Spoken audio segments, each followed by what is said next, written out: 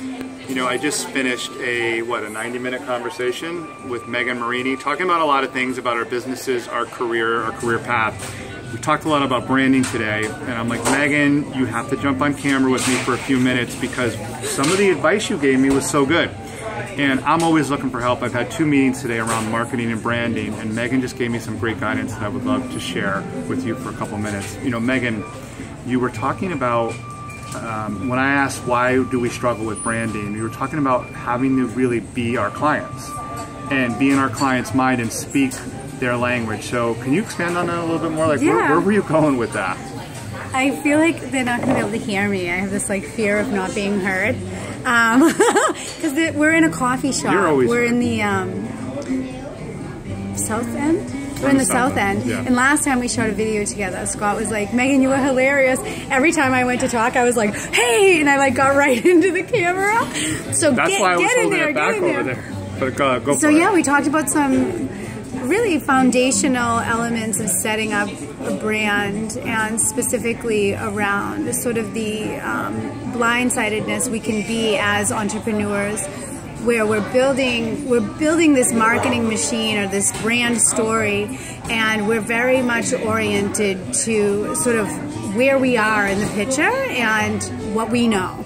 And what I suggested to Scott was to ask 15 people that he either has worked with, would like to work with, someone that's in his target audience, someone that he values their voice, and ask them a series of questions about who they would hire, why they would hire that person, what they would be hoping to get as an outcome, and perhaps even a little bit about what it's like to work with Scott, or what they think it would be like to work with Scott. And there's a few reasons that you want to do that, and one is to obviously to understand what your target audience actually really wants, right? Another is to see the language they use when they talk about hiring a coach or buying flowers for their wedding or whatever it is that you're a purveyor of.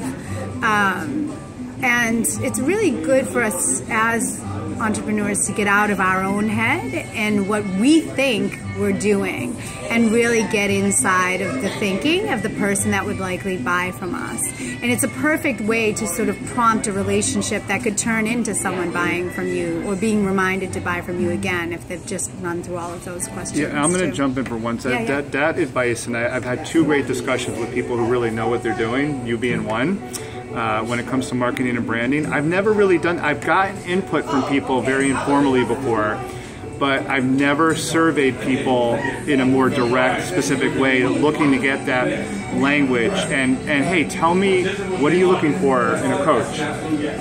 What kind of person, or not what kind of person, but if you hire a coach, here's what you want to accomplish or achieve. I love that guidance. I think it's really helpful. Yeah, no, that's good. That's really good. So, and have you found too, like, we'll wind down the last moment or so with this, that when you get that feedback, either yourself and your previous, because you've run businesses before and you've worked with clients, that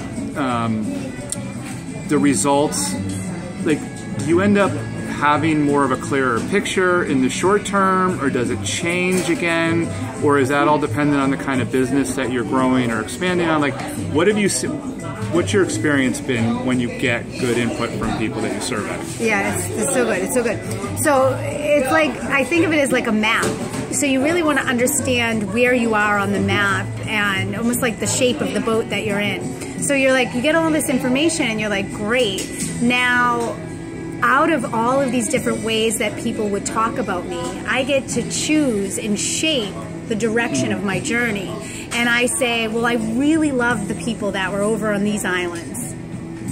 And maybe I'm actually going to serve them a little bit more. I'm going to head over here, right? There's a little more sun. So it is giving you clarity. Yeah, it gives you a lot of clarity. And it may also shape who you want to work with. And then I always think of it as a marriage between who you are and who they are, so that you're not completely leaving all of the things that you were before.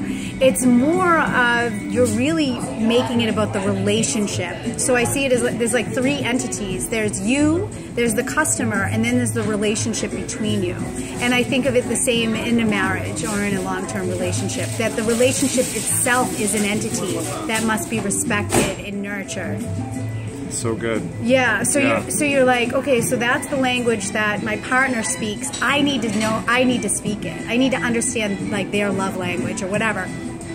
However framework you want to look at it through. But now you can speak their language, and you say these parts of me work really well with these people. So I'm going to highlight those aspects. Yeah.